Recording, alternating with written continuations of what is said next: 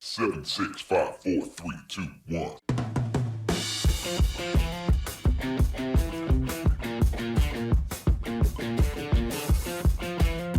Hi, and welcome to the Marketing Essentials podcast. Our unique team helps small businesses grow by providing essential marketing expertise. Hello, and welcome to the Marketing Essentials podcast. I'm Bill with W. Parmentier Photography. I'm Justin with Justin Kerr Design. And I'm Alicia with the Spark Social. And together we make up The Marketing Essentials team. Welcome. So We today... need to learn how to do that in harmony. No, I'm not singing. No, you can't make me sing. Okay. No. Were you thinking like a barbershop quartet kind Like of a thing? three-part harmony, you know. Hello, hello. Yeah, hello. exactly. Get you. Count me out. Alicia's like, I'm done. So anyway, before we get too far off onto this rabbit hole... What are we here to talk about? Engagement on social media. All right. So, Or I should say increasing engagement on social media, right? right. It's kind of the goal of social media engagement. So just to define engagement, what is it on social media? And essentially it's a like, a comment, a share, a click. Basically, it's the point of posting, because if nobody's engaging with your content, why post it? So basically another fancy word for interaction. Yes, exactly. And the social media channels tend to use the word engagement quite frequently. So you'll have like engagement rates and level of engagement. It's kind of the technical term that social media channels throw out there. So what is engagement? And then why does it matter? Obviously, you want all the likes, but it's not just for your ego, right? Well, speak for yourself. I've got I like when 100 people like likes my on stuff. this. Yeah, because you can pay for likes and you can pay for page posts, people to like your page posts or your Instagram posts, and people do that. And you can pay for followers. So more than just, feeding your ego to have all these likes, but the goal to have great engagement is so that your page is getting but by particular post, we'll take it on a post by post level here, so that your post is reaching more people. So if Facebook or LinkedIn or Pinterest, for that matter, really any of the social media channels at this point have a algorithm at play based off of artificial intelligence and a little bit of like computer learning that's going on in the background. A little bit of voodoo somewhere. Yeah, in some there. magic, throw in a couple spells. That's Google for you. And it's saying that... And Facebook. Yeah. Sorry, and Facebook, sorry. It's saying that if people are engaging with this post, it must be good stuff. Let's put it in front of more people, thus leading to more engagement. So you talked a minute ago about, people try to fake it by getting likes, paying for likes and whatnot. I got to assume at some point Facebook or whatever social media you're talking about catches on to that. Absolutely. They're going to So what see can that happen there? They're going to see that these engagement rates are low. They're going to see that your followers were bought and they liked a post one time and then they fell off the face of the earth. Yeah, they never really engaged. They never shared a post again. They never commented on a post again. It was all fake. So when you have true engagement rates, you'll have people engaging again and again on your post, on your page, coming back for more, sharing your post frequently. Not to belabor, what is the outcome for somebody that Facebook does catch doing something like that? So as far as I know, Facebook can ban your page or shut it down, but basically what's going to happen is your reach is going to diminish to virtually nothing, and the organic reach is so low as it is. Yeah, that's one of the big complaints people have had with Facebook lately is organic reach is almost impossible to get any decent reach nowadays. And especially with Zuckerberg lately mentioning that they're trying to make it more personal and more community-based, that makes it even tougher as a business to try to get yourself noticed out there. So the last thing you want to do is get yourself knocked further down on the algorithm because you're doing something stupid. Right. It's already hard. It's an uphill battle on Facebook. I think engagement, though, across any social media platform it's a very important thing to keep in mind. So whether it's Facebook, which is hard organically, or LinkedIn on your personal LinkedIn, or even your Twitter or Pinterest at this point, you want people to engage with your content.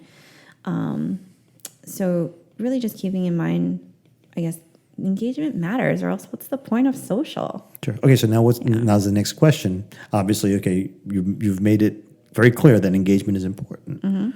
What's the best way to start getting engagement?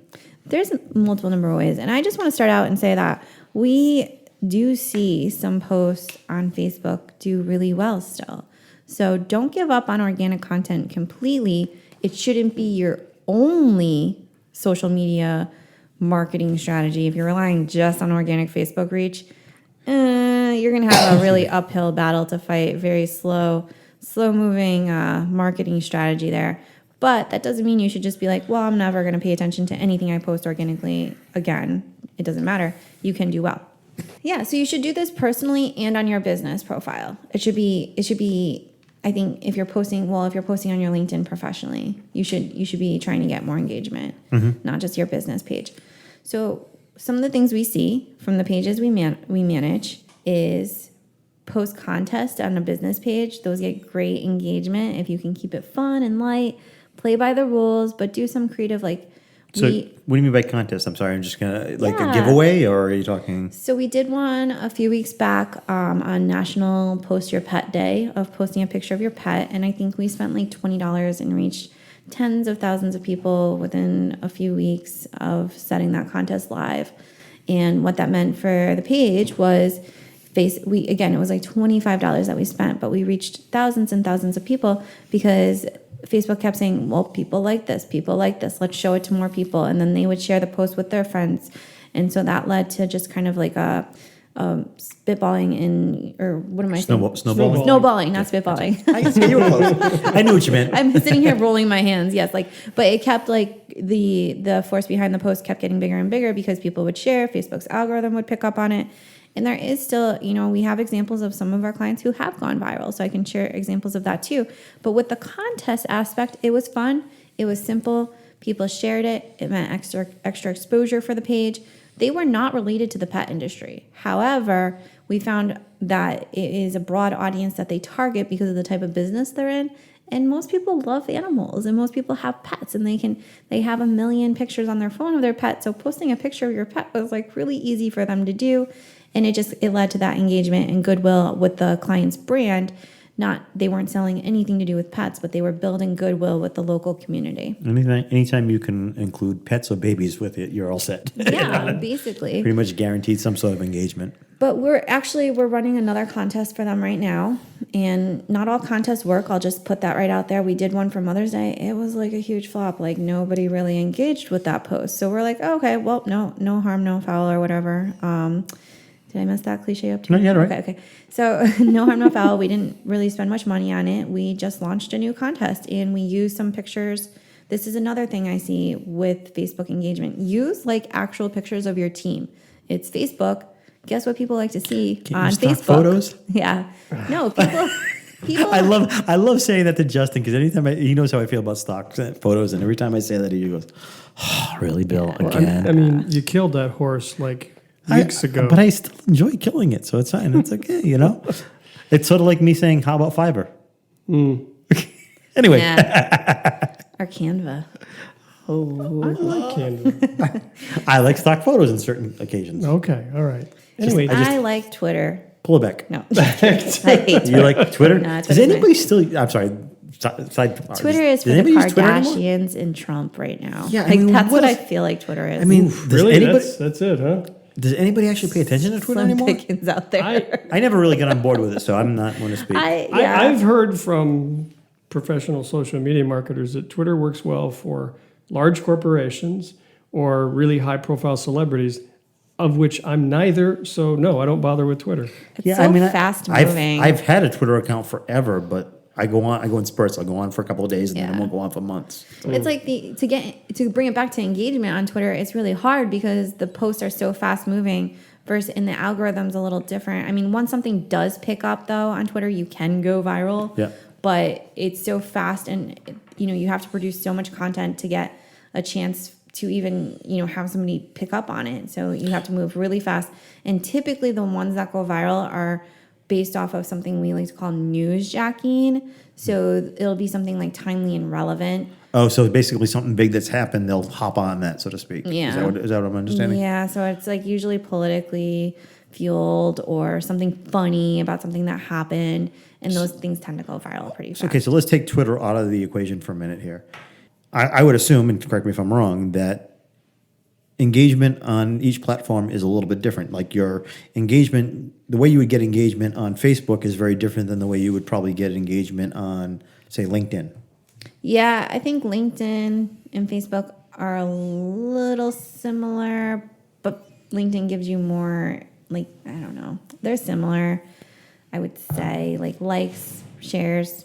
But I mean, as far as trying to get the engagement, how you would go about getting the engagement. Definitely, it's different. Yeah, because I see LinkedIn as more of a business to business type of platform. Oh, the types of content. Yeah, that's what I meant. The content. Oh, yeah. I'm sorry. Maybe I misspoke, but you know what I'm saying. As far as the content you use to get engagement, is going to be different based on. But Correct. as far as the way The people are platform. going to share your information, they'll like it. Same, yeah, They'll same way. share it. They'll I think I comment on it. misunderstood. So Yeah. that's similar to Facebook. No, yeah, no. My question was more how you go about getting engagement is different. Yeah, the on content the strategy platform. is different there. Yeah, I wouldn't do, so for example, I wouldn't do contests on LinkedIn. Yeah, exactly. But I would do open-ended questions like, what is the biggest challenge you're facing in your Like a business poll or growth? something like that? Yeah, polls work on Facebook because they actually have a poll option, so you can post that as a business, and we'll do fun stuff with that, like for a new business who's like launching a new, maybe like, pick which ad you think we should go with in our next print campaign, or hey, we're choosing a new menu for the summer. Should we call it this or that? Whatever it may be. Gotcha.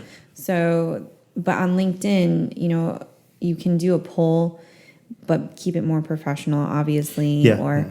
But open-ended questions in general. But hit on that target, our audience. Don't just make it an Sure, open-ended question for. Yeah, you think purposes. about who your audience is. Are you talking to a person that's going to purchase from you a service or a product, or are you trying to sell to another business? Would you, or not, or even just get engaged with another business? It's two different ways you're going to look at that, I guess. Now, you talked about engagement. You talked a little bit about content strategy. How do you, what do you feel about like political content? Is that just Mostly just stay away from Yeah, I was it. gonna too say that. flammable? Yeah, I'd say mostly just stay away from That it. and religion, right? Isn't that the two things you don't Well, talk about? I put something up today that was not on Facebook, that wasn't primarily political. It was about branding, Yeah. but it had to do with politics. It was it's the like- branding Oh, I of saw that, politics. yeah. And I kind of put it up there because I wanted people's take on like, well, what do you think of this branding? Because there's some political candidates that are really sort of breaking the mold as far Did as you get some blowback from it? a little bit. Yeah. I mean, I didn't put it Oh, up I think there. I know which you're talking about. You're talking about the one that kind of had the flag colors type things. Almost. Yeah, looked it like a was flag. it was some of the candidates for the upcoming presidential election have really sort of gone outside of the box as far as the their typical branding. red, white, and blue colors versus Right, Yeah, gotcha, and they've I used understand. they've used some secondary and some desaturated colors, and I thought it was interesting from that point of view.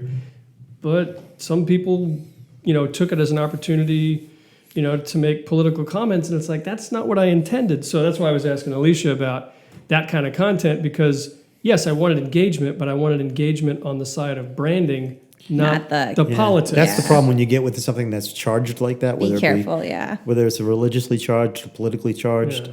People can't always see the forest for the trees. They're so caught up in what they Ooh, believe, something political, I must what they post. believe, Yeah. and why they believe it, and why they have to convince others And that that's- they miss the whole point. I mean, that kind of engagement is not necessarily The going, one you were asking for. No. Yeah. not the one. Yeah, and I would So- say it's generally not what you would want to try to grow your business. No, we actually had a client who shared something that was kind of funny, but there was a picture associated with the joke. So if you just told the joke, you'd be like, oh, haha, that's funny. And then they threw in a political figure, I won't say who, because I don't want to go down that path. Right. But they threw in a picture was in the background, and it was a political person who was running for a campaign. And it immediately changed the whole meaning of the post. So while the client was just trying to be like, haha, this is cute and funny, it became political really fast. Luckily, blew up on 'em. so the client didn't know that this was a political person in the post. Oh. They didn't recognize the person. Oh. They just posted it. And we caught it within like 45 minutes, and we're like, we're taking this down, no questions asked. This is not in your strategy. This will like turn off, like this could like ruin your business right now. Well, I mean, Yeah, good point. that brings up a great question. Now, obviously, the engagement numbers were way up for that type of post. It could have been. Could We have been. shut it Well, down. I'm just saying, up until that point, the engagement numbers were climbing. And this is something as a business owner myself, I'm very careful about.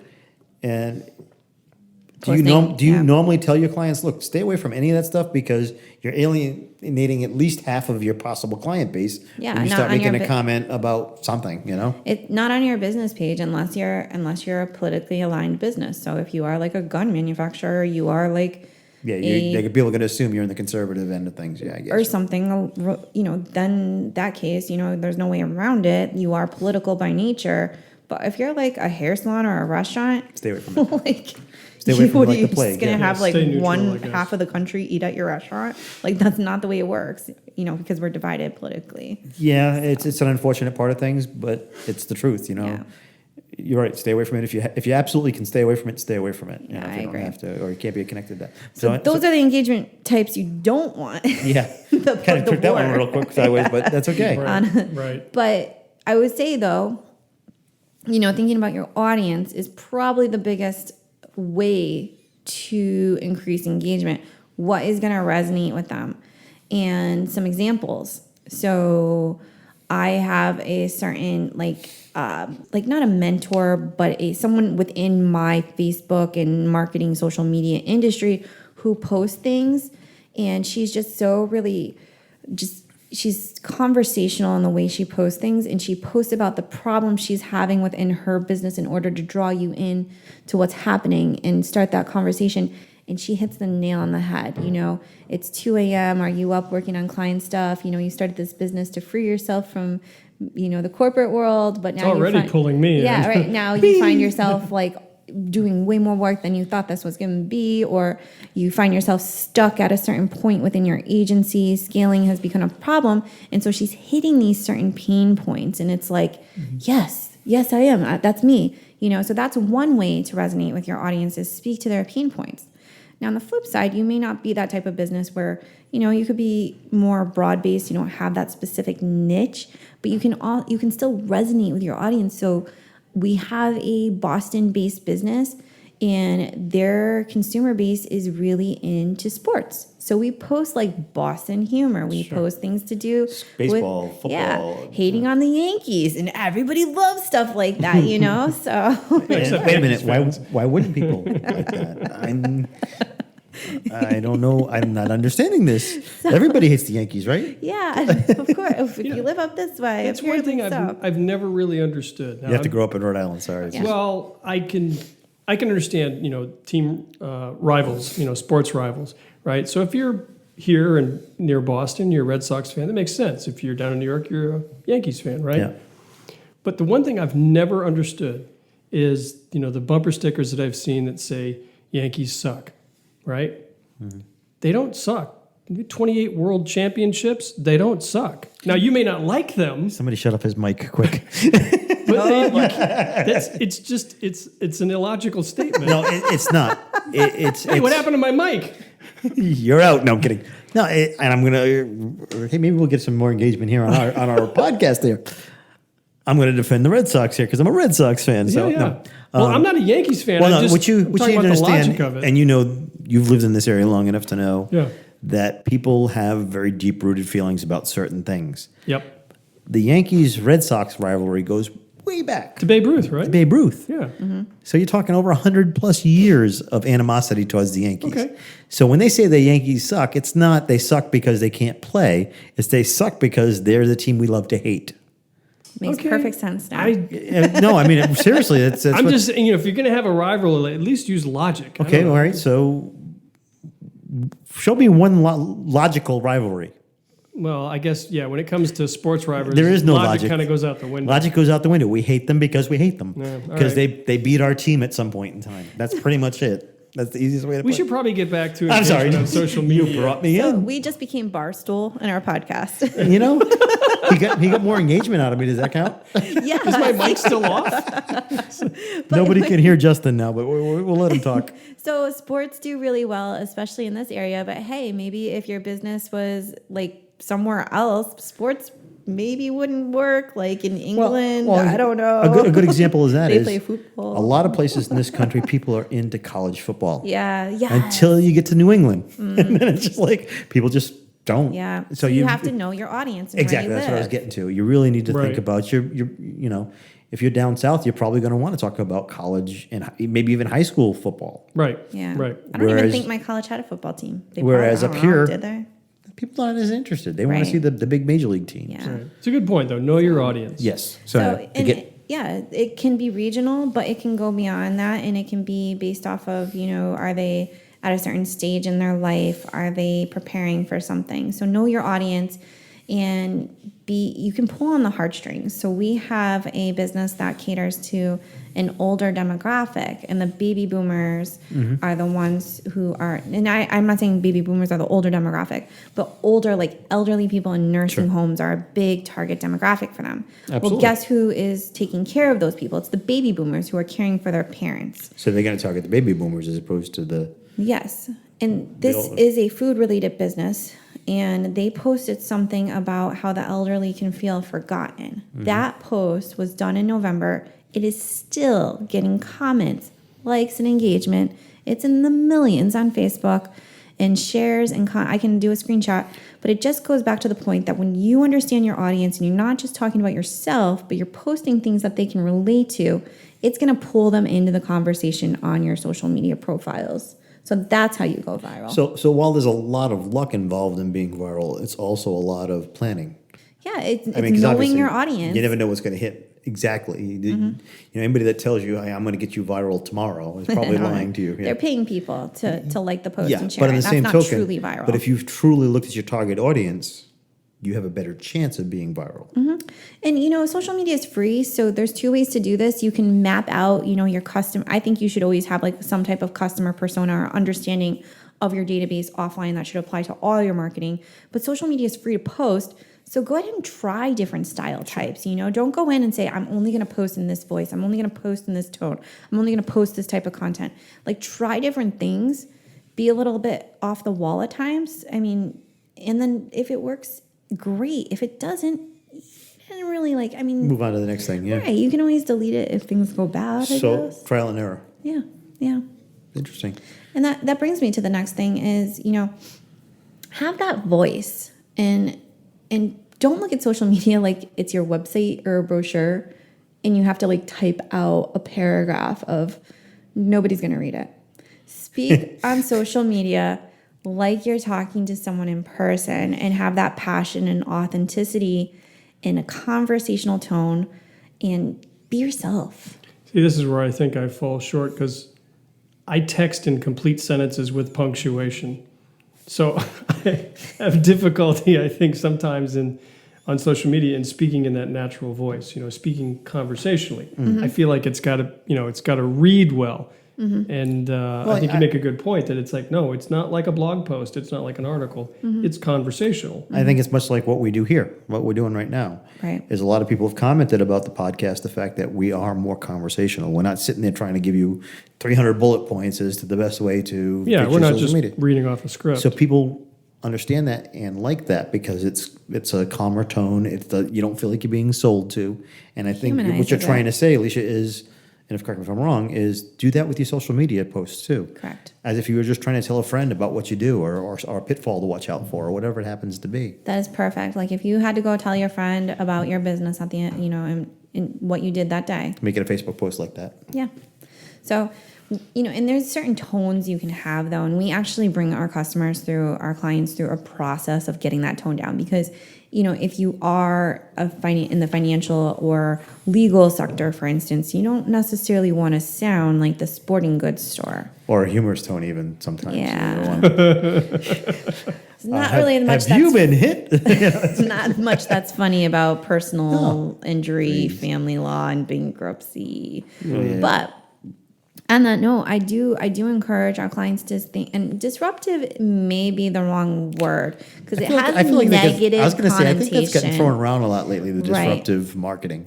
But just find something that's going to differentiate you when you're posting. So maybe it's not normal for your industry to have like a lot of video content or lives, then do it if it's different and you're comfortable and you're going to be able to be authentic. Maybe, we had Peter Lang on the podcast, and I think what was cool and what was a differentiator about his social media strategy was that he's a CPA, Yeah, which was very cool. Yeah. but he did Instagram because that's where his audience lives. So it was a differentiator. So don't be afraid to be a little bit again, disruptive is the only word. What's it, like another word for I like what you said, differentiator. Be a Yeah. differentiator. Make yourself look different than others. Right. Don't be afraid to think a little outside the box. Yes, that's a good way of putting it, outside the box, because on social media there are so many businesses and there are so many posts, and like, how do you cut through that noise? Sometimes you got to be a little outside the box. And then that's, like you said, as long as you're doing it respectfully, why not? Right. If we've made some pretty poor jokes over the year and a half we've done with podcasts about certain things, but the reality is, if you're a funeral home, you're not gonna have something funny on your website. Probably not gonna work. That was aimed right at me. I'm the one that took us down that road. I've done that too. I've gone down there. Both of us have said that before, but the reality is we did it lightheartedly to try and explain this is not what you want to do. Right. To explain to you what the wrong way to do something is. Correct. And the same thing, if you're aiming like you just said, a Boston bar, Boston area bar, you're not going to talk about something all straight laced. Right. People aren't going to want to hear, some Health official benefits of spokesman. nachos. I'm the official spokesman, and I think you should come down to the. It reminds me, remember the show Cheers? Yes. I did like And Cheers. so who did they always make fun of? They always made fun of... No, sorry, Cliff, excuse me. Frasier. Well, they made. Because he came in and straight-laced, he was too straight-laced for the place. yeah, he was too highbrow. He was Gotcha. like, he didn't fit, right? Yeah, but over time he loosened up, and over time they accepted him.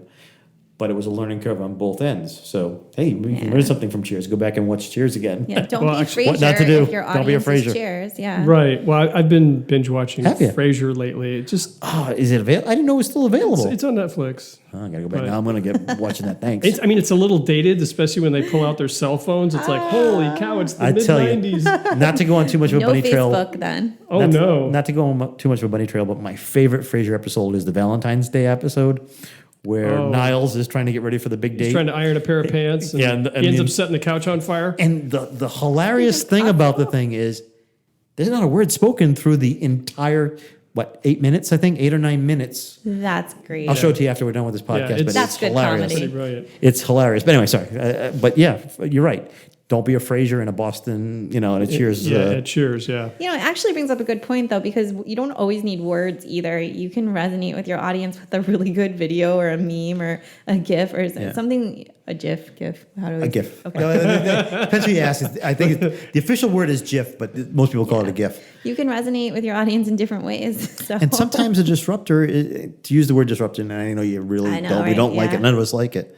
But there's an actual TV commercial that I absolutely hate, but it gets my attention every time I see it. I can't say hear it because I see it. Charahoe Furniture, which is a local furniture company. I'm giving you guys a free plug here. But they have a couple of commercials out there that the entire commercial is dead quiet. No voiceover, no music, no nothing. And all they're doing is panning between different furniture sets that they're selling. Oh. And then at the very end of the commercial, they'll say the words Charahoe Furniture and then their tagline, and that's it. And at that point, you're like, what's wrong with my TV? But Why is the volume not working? That's why it disrupts, because you're sitting there, you're watching, and you're used to the background noise of the TV, and then all of a sudden, dead silence. You're like, did my TV just die? Yeah. Did it go Yeah. It's white space. Yeah. So don't be afraid of that white space, I guess is what I'm saying. Yeah. Getting back to what you were saying. Don't I be like afraid that. to just do a photo or a video that may not have words to it. Well, what was the you mentioned before the fire festival or whatever? Theirs was just an orange square. Yeah, that that post. was. It is too bad that the fire festival was such a sham, because literally the marketing was amazing. Yeah. And it shows you the power of marketing, I guess, is really the story behind it. But they on Instagram, they had no visual content. It was literally just Instagram influencers putting up an orange, I think it was an orange picture block for the day in their feed or on their grid, and it just said something like #Fire Festival, and That's all And it it takes. got people's attention. caught on like wildfire. And then burned to the ground. I see what you And did there. and then it burned to the ground hard. But that's the thing. They did something different, and so instead of posting what everybody else was posting, they're like, "Hey, let's just go with this orange block." Yeah, like they could have done a shot of some tropical island or Yeah. a fancy drink, but it's like, no, we're going to do something out of the box, and it was disruptive, So and it got attention. So what would be disruptive on Facebook? disruptive on Facebook. It could be In a good way. In a good way, yeah. I was going to say, yeah, good fill in on that one. I'm trying to think of something that stopped me in my tracks lately, and I'm not having. I remember. Well, this isn't really disruptive, but you were talking recently about the TJ Maxx billboard and how they gonna do. Yeah, you could probably explain it better than I can. No, you got it. Go. I'm sorry, So I missed this they one. did a great tie-in with their social media because they picked one really good photo, and of course their logo is very distinctive, and they just made sure that it was very consistent between social media and the billboard. So when you saw it in the different places, you immediately made the connection, and they kept it really simple. It just said TJ Maxx had this picture of these two ladies with very fashionable, and then the general location. That's it. That was it. It was very simple, very straightforward. So you had the same thing going on offline as you did online. And a lot of people don't do that. So it kind of like created that like memory jog for me. I was like, oh yeah, I've seen that. I thought of two examples too. So disruptive could be, or different could be, using a social media a little differently than like how other people are using it. So boomerang is really big on Instagram, right? Like, you know what boomerang is, or you cheers or something. You don't see that a lot on LinkedIn. However, posting that type of content can now become a little disruptive because it's not that common on LinkedIn. You can still make it appropriate though. Like that Taylor Box video that we did, that would work on LinkedIn, but you don't see that a lot on LinkedIn. No, you're right. And it's interesting because sometimes it's that new thing. Some people don't, like you said, on LinkedIn, people aren't used to seeing boomerang. And I dare say a lot of the demographic on LinkedIn is not necessarily a group that's going to be on Instagram all the time. Right, and you don't want to post a picture of you like cheersing, which that's like the classic Instagram boomerang you see. But if you can make it related to your business model and make it professional, then you can use it. And so I'll tell you a really cool thing that happened not too long ago with me. Actually, it was this past weekend on Facebook. I was working for a client of mine who, I'll make this real short because I know we're running out of time here. Justin's pointing over here. But I had a client of mine who is a contractor. And I do photos regularly for his website. Justin, you know who we're talking about here. And just recently, I started offering 360 photos. Now, we've all seen the 360 photos that go on Facebook that you can, just by scrolling, you can spin around and see the entire room. Right. Well, I did a photo of one of his bathrooms. yeah. And because it was 360, people don't see a ton of 360 on Facebook. We put it up, and he texted me back about an hour after we put it up on his Facebook page. And a client that he had been in talks with saw the photo and said, I'm going to not only hire you to do the job that you bidded for me, I've also got a couple more things for you to do. Because it was something that caught the person off guard seeing it. Beautiful. So that was disruptive, but in a good way. Yeah. That is a perfect example. So it was really cool. And so if you want to do 360s, give me a call and I'll tell you how to do it. You don't have to hire me, but I'll help you walk you through. And it's not holding a camera and spinning around really fast. No, I mean you can do it with what I call a fakey 360 with an iPhone or a regular phone. But this shot was actually done with a 360 camera, so you could see the ceilings and the floor too. Yeah, it's pretty cool. You showed me some of the stuff you took with it, and it's pretty wild. So yeah, I mean, to me that was disruptive. It was something that people Nobody didn't else normally is really see. doing, yeah. A lot of people think of it as kind of a, what do you call it? I want to say cliche, not cliche. Kitsch. Kitschy kind of thing, But the reality is sometimes kitschy is enough. It's just enough for people to go, oh, wait a minute. Different enough to like, get your attention. Right. Yeah. So it could be a simple tactic like that, or it could be a whole marketing campaign and strategy, like, So think revealing outside the something. box, right? Yeah. So I guess to wrap it up, the last thing I would say is that if you want engagement on your page, this one is really simple. Engage back with people. Like, don't expect people to like your stuff if you're not liking theirs. I was just going to say, I think that's the one thing we're going to talk about also that we haven't mentioned is the engagement goes both ways. If you're not engaging back, they're going to lose interest in you real quick. Yep, absolutely. If they're posting on your page, if they're liking your stuff, if they're leaving comments, it is your job as a social media, being a company on social media to engage with them, and that will help you. Absolutely. And I'm sure does that jump your numbers, so to speak, on the algorithm? Well, I know on Facebook that if you answer messages coming into the page, bumps things up you faster. get like a little rating now. So I'm assuming that answering questions and just commenting and liking shows Facebook that you're actually using social media as it was intended, and that's to have a conversation with your customers. So Cool. I'm sure that helps the algorithm. Well, thank you for all the cool information today. I mean, I'm definitely going to bring back a few things from my business, so. Yeah, no, it was Justin in the corner, he's like, yeah, me too. Just as like my head is full. Can I stop? what he said. Yeah, sure.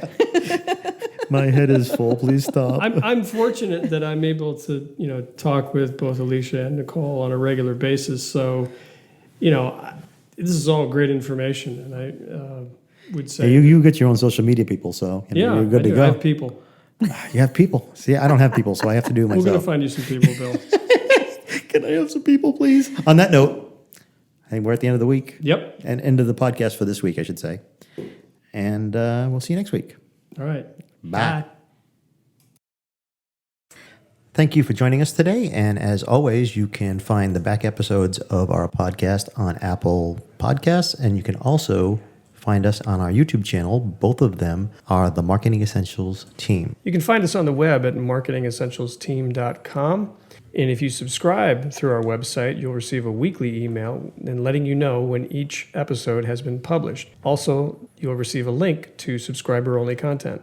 You can also find us on Facebook and our private Facebook group. Just search Little Roadie Marketing Support Group. It's a great place for other marketing professionals and business owners where we can share marketing advice, challenges, and general trends. Hope to see you there.